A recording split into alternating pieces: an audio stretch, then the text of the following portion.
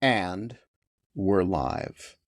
It is Wednesday, June 11th, the year of our Lord 2025, and I am here from a non-existent nightclub with the new Holly Berkley Fletcher, and we're going to talk about the way the new Holly Berkley Fletcher is different from the old Holly Berkley Fletcher. The old Holly Berkley Fletcher, delightful in many respects, had expertise in, African politics and culture, made parody videos, was a delightful person to hang out with, always good with the jokes. But she had this one flaw, which is that at any moment she could keel over with shingles. She could, you could be walking down the street with her, and then all of a sudden, the Ionesco play Rhinoceros. She could sprout a rhinoceros head. No, she wasn't going to sprout a rhinoceros head, but she could erupt in a painful rash. And that could happen at any moment. You never know. The new Holly Berkley Fletcher has arisen from pain, I felt like arisen from spending the day with flu-like symptoms in bed, and she is never going to get shingles. This is the first day of the rest of her life. Holly, how does it feel to be shingles proof? Well, I'll tell you, Ben, I feel liberated. I feel and frankly, the vaccine like day in bed, which I don't get that for every vaccine. I've got it for the shingles vaccine and the Moderna COVID. Only the Moderna, not the Pfizer. And I don't know, at this point in my life, it's kind of a gift because I get to spend the day sleeping in bed or just lounging around. And I feel bad, but it's not like, like there's an optimal amount of sick where you feel bad enough to have the excuse to do nothing, but you don't feel like you're not like in serious agony and discomfort, like if you're in bed lounging, like you're still okay. So I had a day of sleeping although Lilo did not get the memo, and periodically throughout the day I would vaguely wake up with him barking in my face. So that was a bit of a complication. But otherwise, I mean, come on, like a day of like guilt-free lounging, I feel like that's a win. And then today I feel like it never happened. I feel fine. So I feel great. And I'm not going to get shingles. And I tell you what, my neighbor And got. and we are reminded in the chat that the shingles vaccine is only 97% effective. So we shouldn't be characterizing it as never going to get shingles. What we Yeah, what but what we my should immune be system is saying killer, is man. overwhelmingly unlikely to get shingles. Yeah, I feel like I can make up the gap just with my own killer immune system, because which I have. I mean, it is very strong. I have been subjected to a lot of germs over my lifetime and have lived to tell. And compared to other American adults, like, I mean, I feel like I'm like some sort of superhero. So, but I have to tell you, I do think I listened yesterday and I thought you might be a little harsh because my neighbor, one of the reasons I was so motivated to get my shingles shot, I went on my 50th birthday. I spent my 50th birthday in the Walgreens getting my first shingles shot in December. And the reason I did is because my neighbor, who was not even 50 yet and was not eligible for the shingles shot, she was like 47, she got shingles and it was terrible. Yeah, And so my kid got shingles at like 4. At how is that possible? Um, I believe it is a very rare complication from the chickenpox vaccine. Um, Oh, so he had the chickenpox vaccine. yes, as all children You should do be an now. RFK acolyte with this story. Yeah, but I'm not because I believe in vaccines. And yeah, he got shingles right on the site of the uh, uh, chickenpox, the shot, and it took forever to diagnose because small children don't get shingles. Juvenile Well, shingles is basically unheard of, and yeah. so it took a long time to diagnose and was very painful and itchy in the meantime. So yeah, to be fair, we are not criticizing people who were not eligible for the shingles vaccine and get it anyway. Not That's not what we're talking about. We're talking about people who could be like Holly on their 50th birthday as a birthday present for themselves, For go myself to the Walmart, get the first of, I think it's two, too. It's it's just two. I'm it's done two now. separated by 3 months, right? Well, I was a little late, but yeah. Yeah, It's like 3 to 6 months is fine. yeah. And so uh you know just we're going to make fun of you if you're over 50 eligible for the Well, shingles get it. vaccine and I'm a you nice. don't get it. Don't come on dog shirt TV like Don't come talking about how much your right shoulder hurts, because we're going to just be like, you fucking moron. on. Okay, Ben, You I didn't say that. I just want to be clear. I will. I'm um nicer than that. Holly's going to just make a parody video of you complaining. I am going to say, you fucking moron, you could have reduced your chances to have this from, whatever, 30-40%. A lot of people get shingles to 1 in 33, according to Richard Wattenbarger.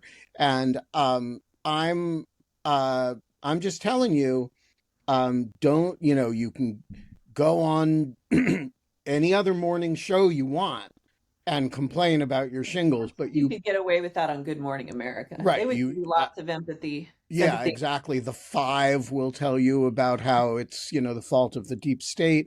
Not here.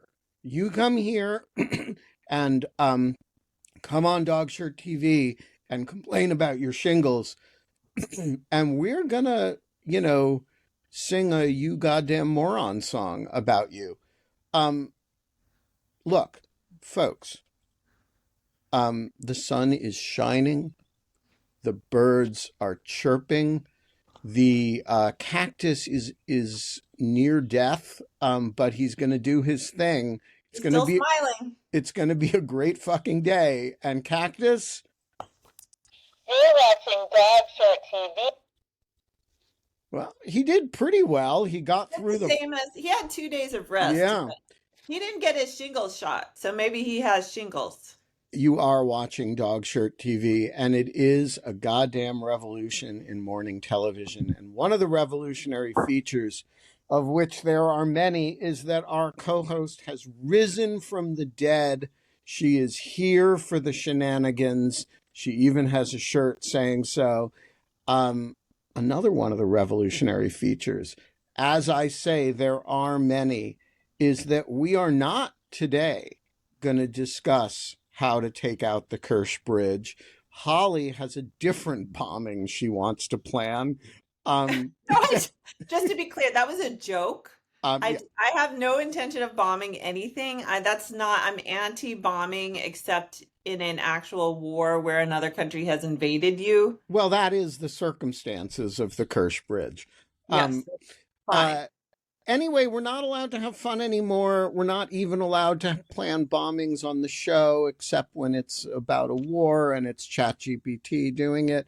Holly, what is on your mind this morning?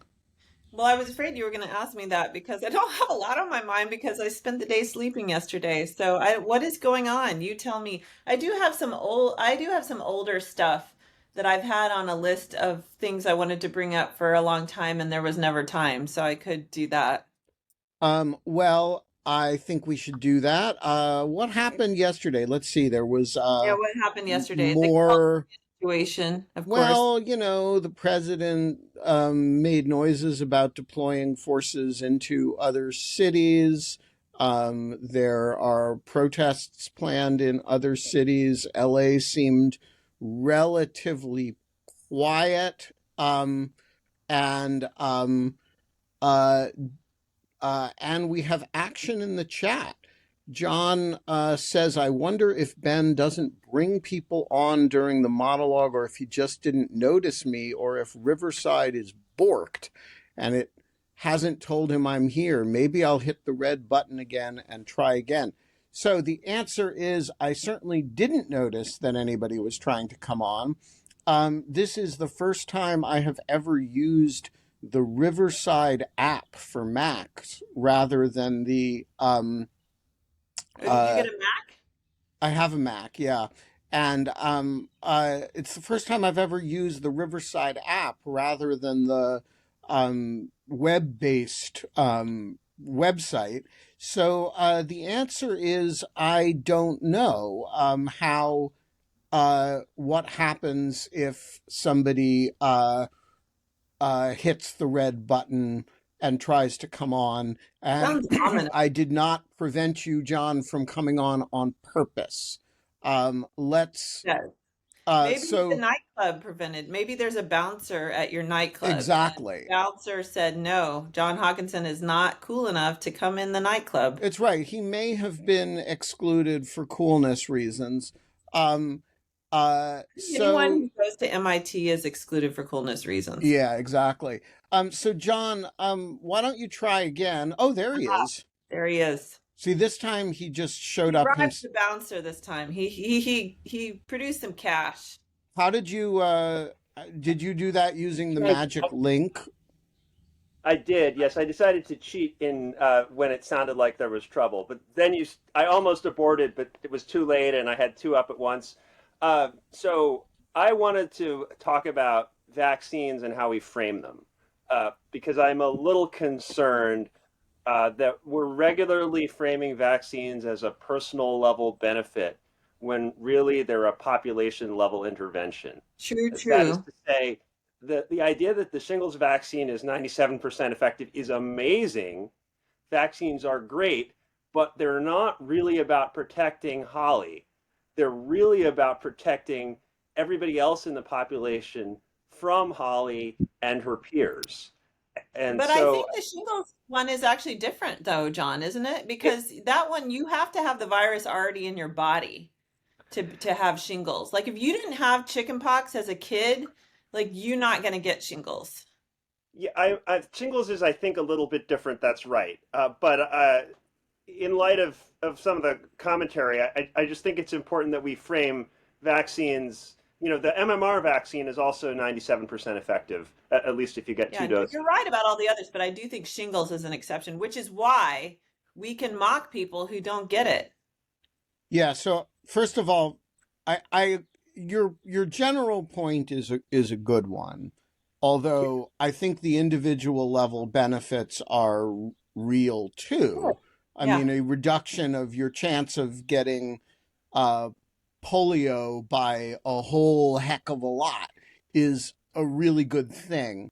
Um, but in the case of the shingles vaccine, your point is incorrect because shingles is not a communicable disease. And the Chickenpox is. chickenpox is, it's highly contagious. Yeah. But shingles is not. It is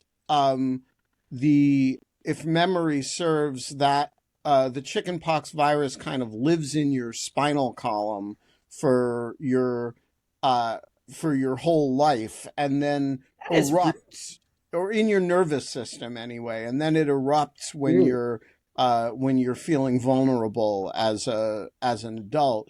And so I think the benefits are purely to you in the case of the shingles vaccine. Yeah, I think that's right, Ben. I guess what worries me is in the general discourse, especially in the context of RFK Jr., we hear about the personal benefit to vaccines, and we talk about that in the context of people wanting to opt out. And we so rarely talk about the societal detriment when individuals opt out. And so, yes, shingles is an exception, and it's weird, and I don't really understand it, and I'm certainly not an immunologist. But Yes. the vaccine, The internet can be. oh dear. Go ahead. No, I think that as a general point, your point is correct. I don't want to dismiss the individual benefits. If you are a person who gets all your vaccines, you are much likelier to be a healthy person over time than a person who gets none of their vaccines. And there's a spectrum in between. And so I think the individual benefits are useful and valuable to talk about. And, the reason some of us rushed out to get the COVID vaccine was A, so that we wouldn't get COVID, and B, so that if we did get COVID, it would be that mild symptom COVID. And that's totally legit. But you're right, there's this other level that a highly immunized population is a much safer platform for social interaction than an unimmunized platform, than an unimmunized population. And it's important to make the point too that it helps protect babies who have not reached the age where they can get the vaccinations. That's really, dangerous. If you have a young child, and there's a bunch of people that are not vaccinated around you, that's a real concern. Or people who are, for other health reasons, cannot get vaccinated. Immunocompromised people, many of them, cannot get vaccines, and they depend on the herd immunity. So that is why I don't have a smallpox vaccine.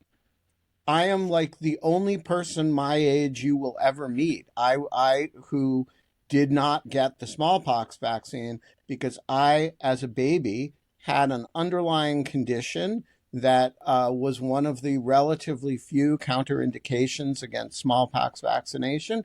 And like 3 years later or 2 years later, they got rid of the smallpox vaccination in the United States. So people Holly's age didn't get vaccinated for smallpox. But if you're born like I am in 1969 and your name is not Benjamin Wittes, you got the smallpox vaccine. So I'm not entirely sure I'm comfortable with Ben's statement about the reason many of us rushed out and got the COVID vaccine. I'm sure it's why true for I Ben. rushed out and got it. Right. The reason I rushed out and got it was not for a perceived personal benefit, but rather because I understood that if everyone did it, we'd be in a much better place. And I just worry a lot that when we frame vaccines as a personal benefit, even though there is a personal benefit, but when we frame it as a personal benefit, that allows others to frame it as a personal detriment and to suggest that if there was a personal detriment, then it's okay to opt out and hurt society. And that's where I really worry. Okay, so I think your point is very well taken. Can we frame it this way? Do it for yourself and do it for others as well. Fair enough. Or John, if you were our age, you would have rushed out and got the COVID vaccine for yourself because you would have known people who were seriously ill and maybe even dead. Well, but you're so young. I did rush out and get it. Strong. I agree with you that ignoring the social benefits allows people to focus on the detriment to themselves, which is usually perceived, not real. But I also think that there are a lot of people who are fundamentally not altruistic and framing things. This society. In every society. This is a very individualistic society. That if you say do it for the commonweal, there are a lot of people who are going to say, fuck the commonweal. I'm a real American. What's in it for me? You're a communist. That has a commune in it. And so I think you got to focus on both. I hear you. I think I just worry that acknowledging the personal benefit makes it easy to acknowledge the personal detriment. And then when we have a conversation about other things like should it be mandatory in my school district or whatever for in whatever my population is, those conversations just become so much harder when the general public is focused on personal benefit. But I hear you that there's different ways to look at it, and definitely value in the personal benefit. And I'm going to go back to being worried, I guess. Would you like me to You test sound coming like on someone screen? who lives in liberal Massachusetts. In Texas, there has to be a personal benefit or they're not doing anything. No, I think both of you are making good points, and I also think the idea that we should make it the point in terms of some degree of personal benefit, and also John should worry about it, is a good, like, that's a we should urge people to do it for all the right reasons, some of which are personal benefits, and we should also have a little bit of concern about what happens when you do that. Um, John, if you want to test the normal way of coming on, that would be great, actually. Oh, he's going to try to come on again. Yeah. And I don't really like this app very much. I like the web-based version better, so I don't think I'm gonna use this again. Why did you change it today? Well, because the Riverside said, "Have you tried the Riverside app?" And I said no, and then it gave me an option to download it and try it. And I don't understand what an app is on a computer. Like, what is that? Yeah, I don't get that. Well, it means instead of running through your browser, it's just running as a standalone program. And Okay, well, that's fine. I don't see a request from John. So in other words, we're not really taking questions today, except in the chat, brutal. because I don't know how to get people to, there is one advantage. There is one advantage to get the chat to the app, which is that the chat auto scrolls better than it does in the web-based version. So yeah, so that's one advantage. Maybe I'll run the app in the future just so that I can see the chat. But the point is that if you are trying to get on, then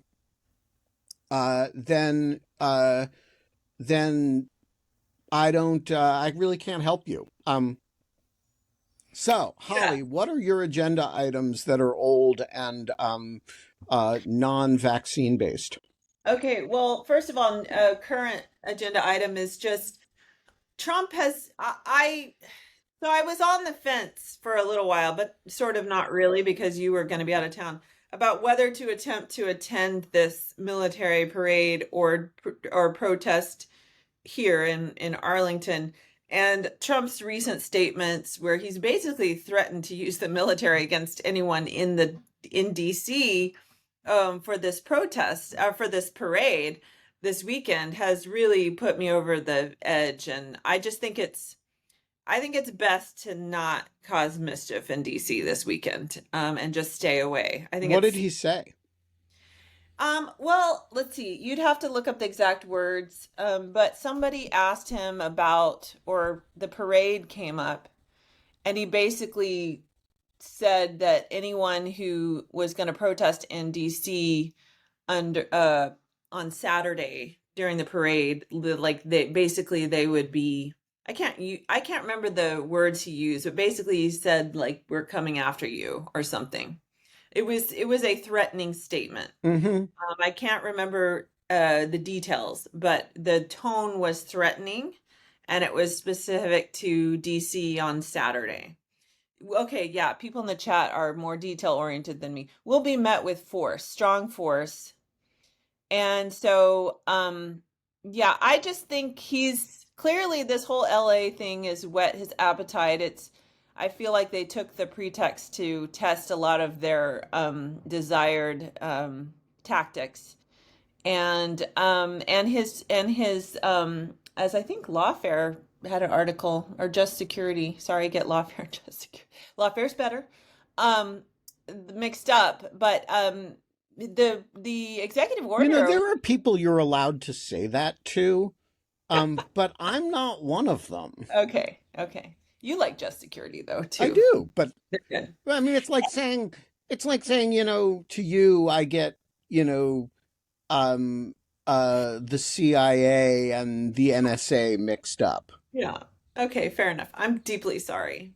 Anyway, I think you guys have had some excellent analysis on this situation as well.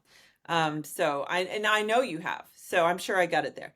But the executive order, it has language specific to LA, but then it has very vague, open-ended language indicating that basically he's authorizing the use of the military anywhere and everywhere at any time, and not even against violence, but against protests that could turn violent, which basically threatens any protest, I feel like.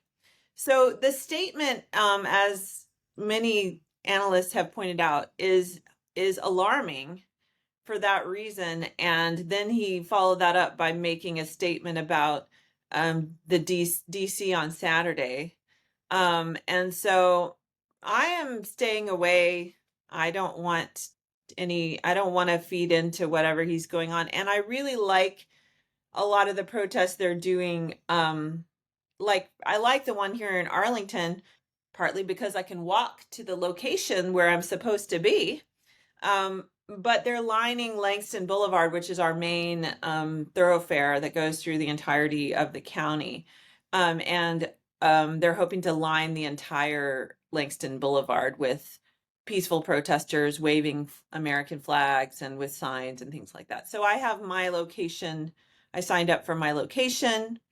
And hopefully it'll be a great turnout from our community here. And did you sign up for the parade as well? I did. Of course, you can get your tickets for Yes. free. And you should get your tickets.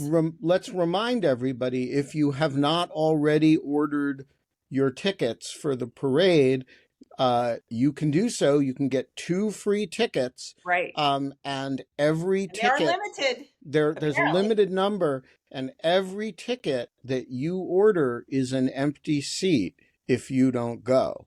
So, That's right. just,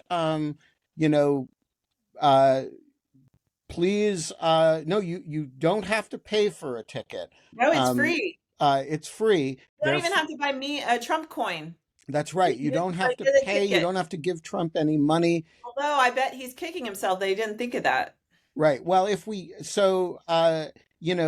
just get tickets. The more people, I know the TikTokers are organizing around this, which is, are they? yeah. Good. So, this is one of those little things you can do to just back. add a little bit of mischief and friction to the system. Get a ticket, don't show up. That's right. That's right. Go to a local protest, because I think I saw there's 18,000 organized around the country. And also the flagship protest by Indivisible, I think it's Indivisible is the main organizer of this, is in Philadelphia. So if you're near Philadelphia, Richard Wattenberg, you can go to the flagship one, which I might have gone up to if I didn't have a bunch of other things going on, because Philadelphia is not that far away. Yes, I would stay out of DC. Well, I will be on an airplane on my way to Grand Teton National Park.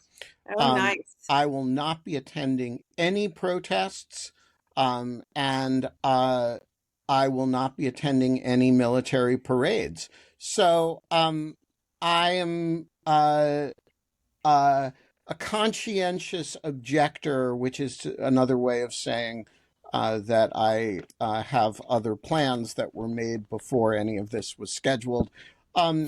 But my heart is with everybody protesting and every brave person who shows up there with a sign and braves strong force to hold up a sign.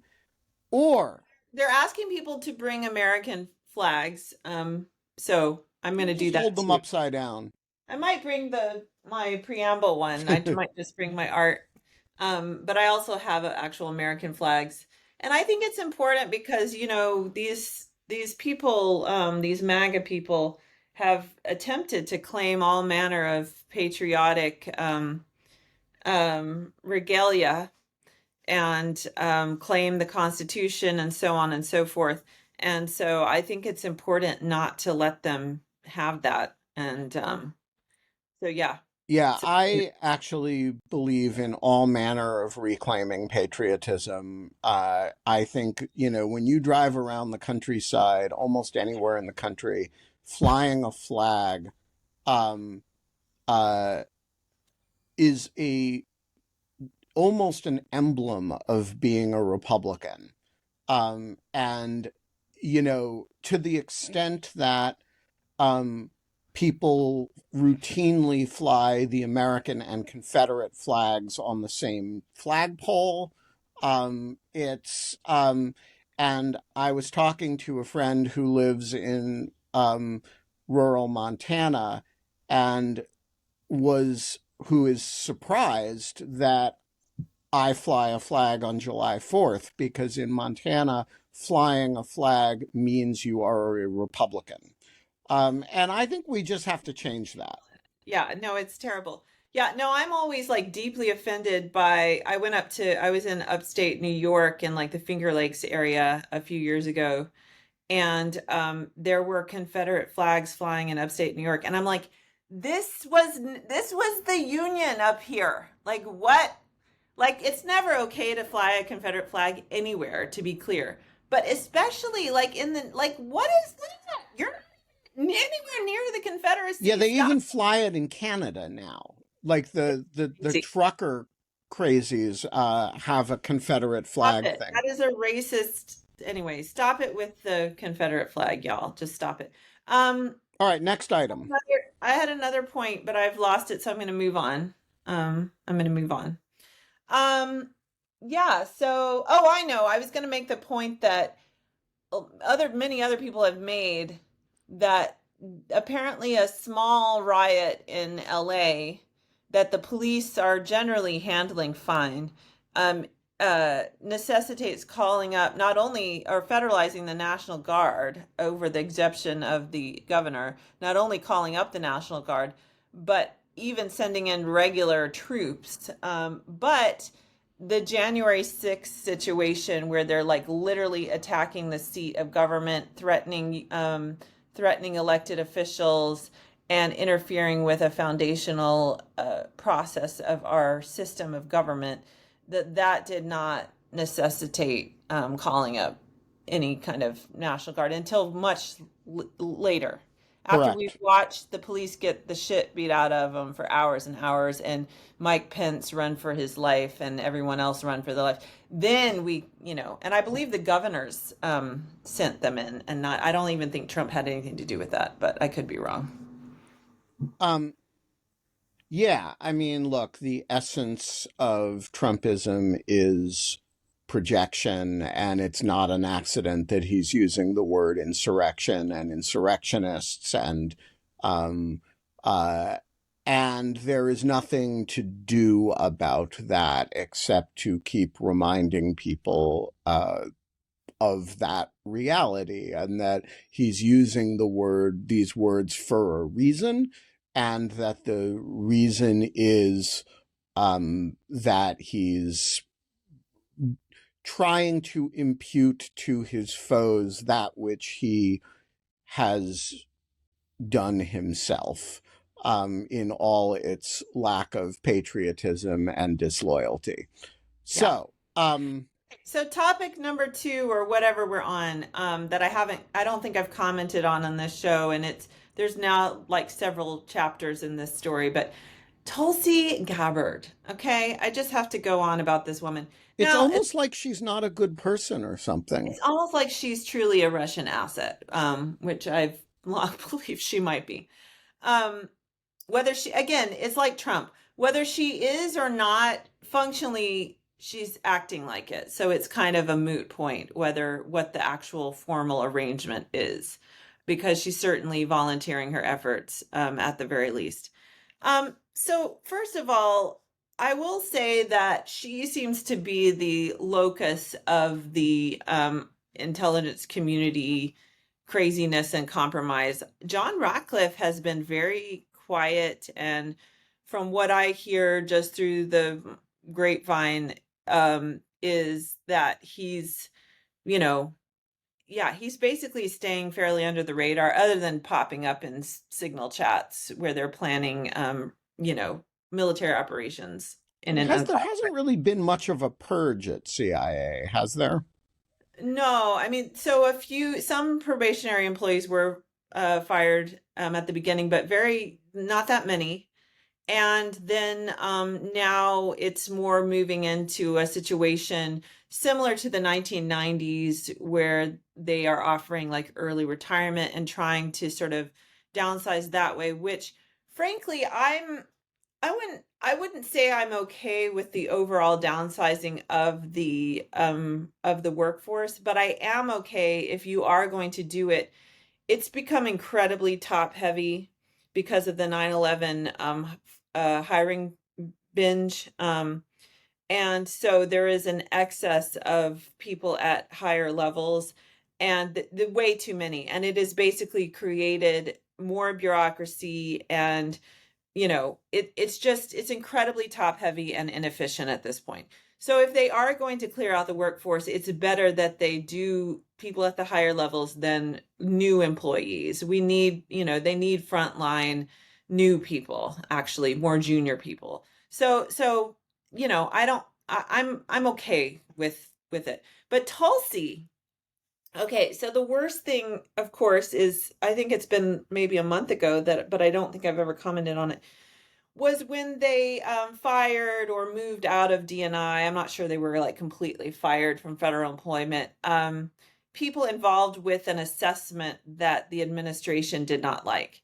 And that does not have, first of all, they tried to interfere with, they changed the analysts involved did sort of massage the assessment in response to the administration's wishes, which is, that's a bit over the line in my opinion, but I don't think they changed the sort of fundamental of the assessment, which was about Venezuela. And basically the bottom line of the assessment was that the Venezuelan government is not behind. No, but there was an overt effort to That's right. get analysts to change the assessment to Exactly. make it more politically That's right. palatable. They fired people. And then when they didn't do enough, they removed them. Yes. And that does not that is toxic shit. Let me tell you, I myself have written many things that policymakers did not like because it didn't fit with what they're trying to do. There's a sort of innate adversarial relationship between the policy community and the intelligence community, because the policymakers, and I'm sympathetic because honestly, doing policy is very hard work.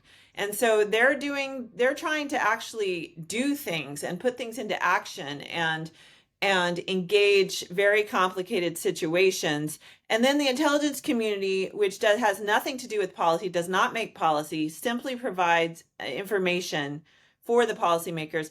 The intelligence community comes along and basically shits on a lot of what they're trying to do. Like basically, oh, this is the negative effect that it's causing, or this is why it's not working, or, or this is like the people that you are trying to work with and think are the good guys, they're actually not good guys, things like that. Okay. So there's a lot of there's a lot of tension built into the system.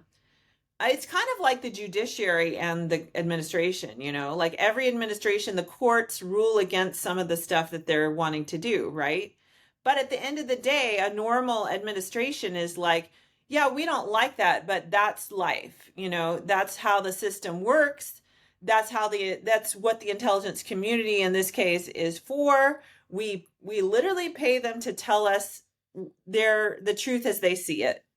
And so that we can be informed, we can then do whatever we want, but we need them to be out of this policymaking process and provide objective information. They do not have a dog in the policy fight. They're simply in the business of information gathering and analysis, and that's it. And so that's how the system is built.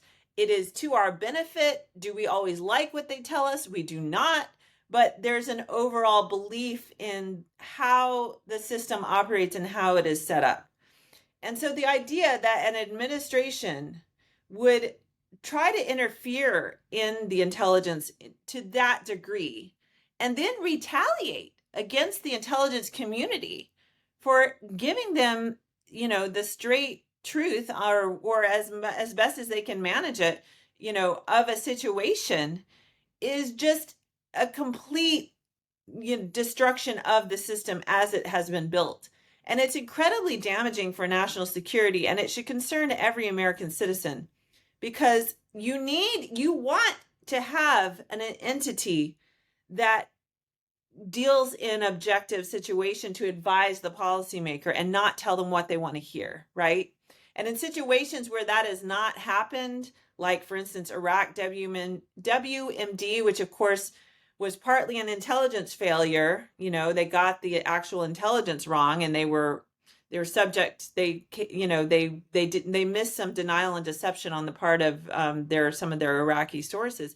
But also there was pressure from the Bush administration, not to this degree in any respect, but everybody kind of knew what the policymakers wanted to do and wanted to hear, and that did seep into the process. Although, to be fair to the Bush administration, it was primarily an intelligence failure, and other intelligence services made the exact same error. Like there was no, that is true. There was no major intelligence service that I'm aware of that dissented from the idea that Iraq was hoarding WMD. And one of the reasons was that Saddam Hussein was boasting about, he was keeping weapons inspectors out.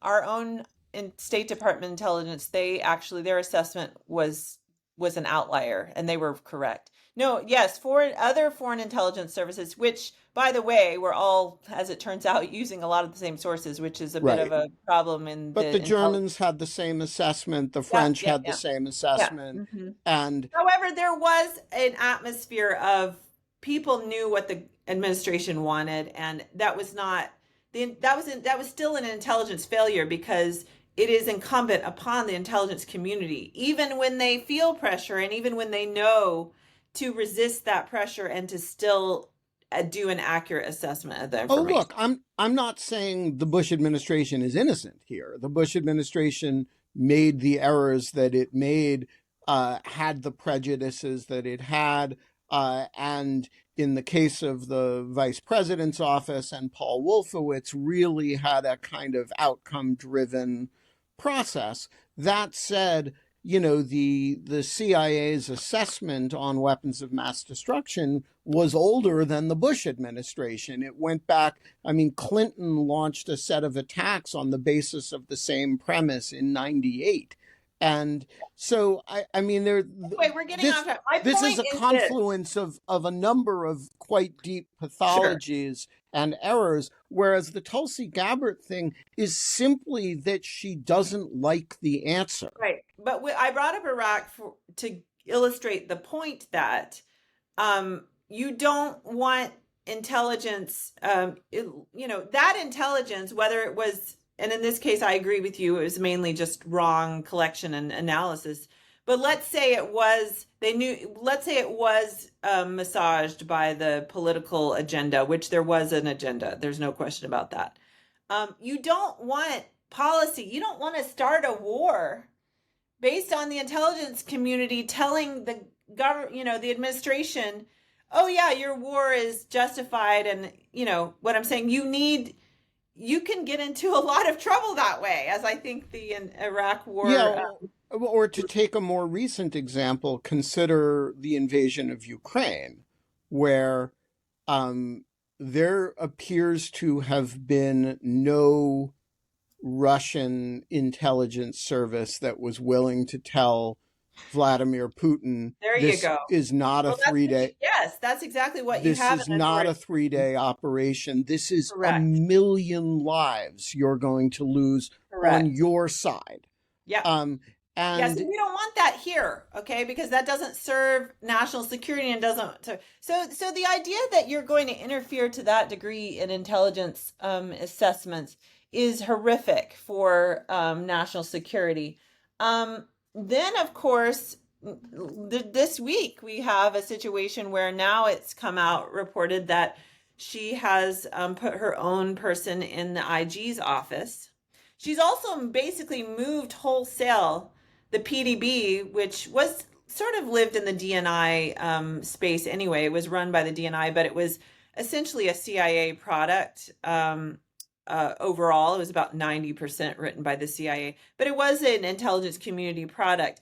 And the DNI sort of oversee it, but really it was sort of put together and the managing day-to-day was CIA. And now she has completely taken over the whole PDB process. She's wanting to turn it into some Fox News type, video publication with real Fox News reporters. So there's that. She's sort of interfering now in the IG process, which of course is another independent watchdog that's essential, especially for the intelligence community, because the intelligence community, once again, is supposed to be insulated and protected from these sort of political whims. And so I would argue the IGs are incredibly important for any agency. And remember, the first impeachment arose right. because a CIA employee had enough trust in the IG process to submit a whistleblower complaint, and the IG behaved with enough integrity to transmit. Oh, well, you're muted all of a sudden, Ben. Somehow you're muted. I don't know why. Oh, sorry. Yeah. You must have accidentally hit the button. How much of that did you hear? I just missed maybe a sentence.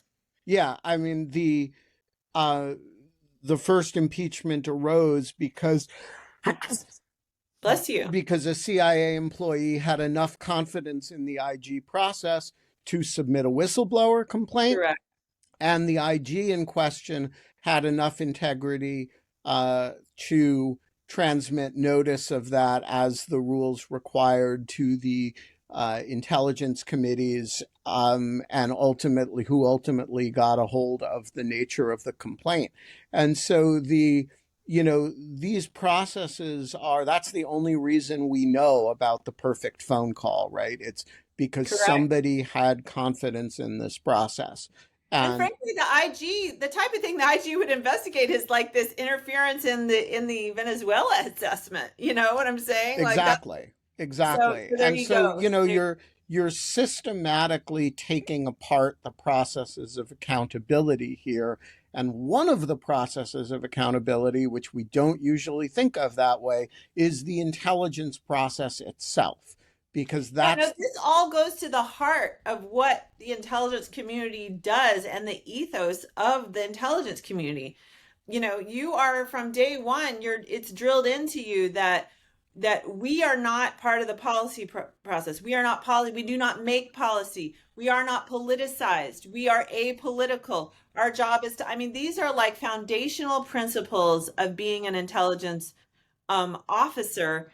And these actions are really striking, and not just striking, like dismantling, going to the foundations of what it is to be an intelligence officer. There's a reason why, by the way, all other agencies have, various layers of political appointees. Okay, when a new administration comes in, they'll appoint down pretty far political appointees, not the IC. The only political appointee that we have at the CIA is the director, and the deputy director and the general counsel. Yeah. So, but there's that's it. That is it. And the reason for that is because we are not a policy organization, and militantly so, not a policy organization. And we remain apart from that.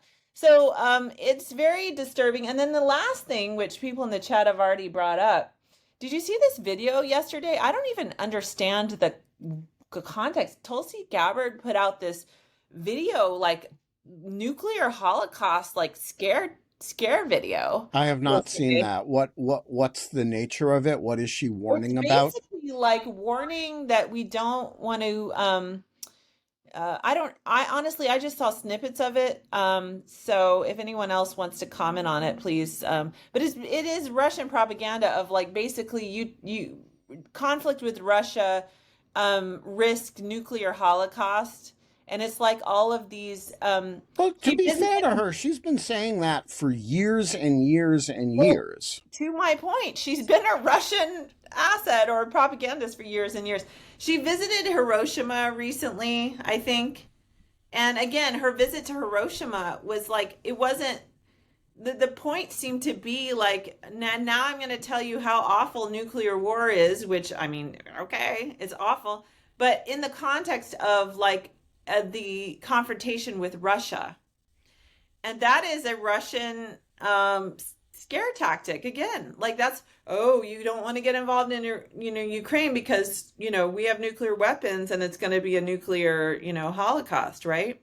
So the video is very strange. It's not clear why she put it out. It's really weird that the DNI would put something out like this. It's her speaking in the video, and it is creepy and odd, and I don't know what to tell you other than it strikes me as some sort of propaganda type situation. Well, it's certainly that, and it's wildly inappropriate for the DNI, who is supposed to be not an evangelist of any particular view, but the chief analyst and administrator of the intelligence community, and there's a legitimate question whether the DNI should exist. I'm of the mind. I've never been a DNI. Don't get me started on that. Yeah, I mean it's an interesting argument whether there should even be a DNI. But that said, I do think that if we're going to have that position, the role should be one as coordinator of the intelligence community, and number two as a kind of clearinghouse of good analysis for the president and the rest of the executive branch. That's all source, and I do think we are wrecking that when you have a sequence of DNIs like, my good friend Rick Grinnell, who's, taking a break. No, not interfere to any degree as much as what Tulsi's doing. He didn't have as much time. And besides, he was too busy dreaming of destroying the Kennedy Center. So, he's taking a break from it now to wreck the Kennedy Center. But Tulsi's got some time to do it. And because Trump actually hates the intelligence community, it's a project that's kind of near and dear to his heart, for the same reason that he hates the press, which is these are institutions that are designed to tell him the truth. That's right. And the truth is highly inconvenient. Very inconvenient. When you already know it because you've made it up and you've told yourself a story. And the job of all these institutions in your own mind is to validate your prejudices. And here you have these institutions with genuine capacity to collect information, capacity and legal authority to collect information and to analyze that information and to come up independently with what it thinks are the answers. And sometimes you call these institutions the New York Times or the Washington Post, and sometimes you call them the CIA, and sometimes you call them Harvard University, which doesn't really do that much collection, actually, but it does do research. They generate a lot of research. They generate a lot of, but they're not original scientific research. Yes, but they're not going out and collecting on Venezuela, right? So but sometimes you call them NIH or CDC and so what all these institutions have in common is that they are generators of analysis and sources of potential truth based on a reality that Trump does not control. And so he hates them. Well, and repositories for expertise, which of course in every authoritarian movement, you got to get rid of the experts like first off, because again, they're an independent source of information that can't be controlled, or you have to co-opt them. Clearly what he's doing, what authoritarian governments do is the intelligence service basically becomes a domestic security force, is what you see in most other countries, not even full-blown autocracies, like people that are not countries that are not quite full democracies. You'll see their intelligence intelligence agencies are often, they have a domestic function, and they're certainly helpful to bolster the regime.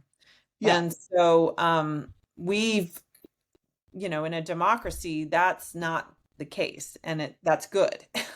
Right. And these are, an independent, what all these institutions have is their independent sources of truth. That's right. And information. And I cannot think of such an institution that Trump has not sought to make war on. Absolutely. And by the way, Smithsonian is the next one. They're really going after, and the Smithsonian's like, nah, dog. They're trying to hold fast because there'll be court cases about that if not already. Yeah, and look, all of these institutions have defense mechanisms. So Harvard has $52 billion and a lot of lawyers, and it's a private institution, and it has the First Amendment. The New York Times has the First Amendment and a lot of lawyers. It doesn't have $52 billion, but it has pretty powerful legal arguments. The institution that is the most vulnerable to this, because it is subject to direct presidential control, is the intelligence community. You see it. Department, unfortunately, that's right. Another Although the Justice Department is not an independent source of truth. It's not it's an independent source of judgment. Right. But the component of it that actually generates information is the FBI. And so notice that that's the part that they've been really aggressive with. Right. The FBI is a DOJ entity, but it's also an IC entity. Exactly. Right. The fundamental war is against people institutions that can generate a reality that is different from the reality that Trump wants. And, that is what we got going on here. So somebody says, like the judiciary. So this is a really interesting one. The judiciary, of course, has its own source of authority, not merely its own capacity, right? It has, it's an independent branch of government. A whole separate branch of government, right. Like Congress, although they haven't gotten that memo. Well, Congress chooses not to be one. So anyway, we will talk more about this. Guys, I am not sure what the situation is for tomorrow or Friday's show, because I have to go to New York on a surprise matter. So I may be doing the show from the train, which, as you know, is always an adventure. But there will be a show tomorrow and Friday, if only one from the train. And I will not be using the Mac Riverside app again. And you are all great Americans, great Canadians, great Israelis, great wherever else you're joining from. And we will see you tomorrow.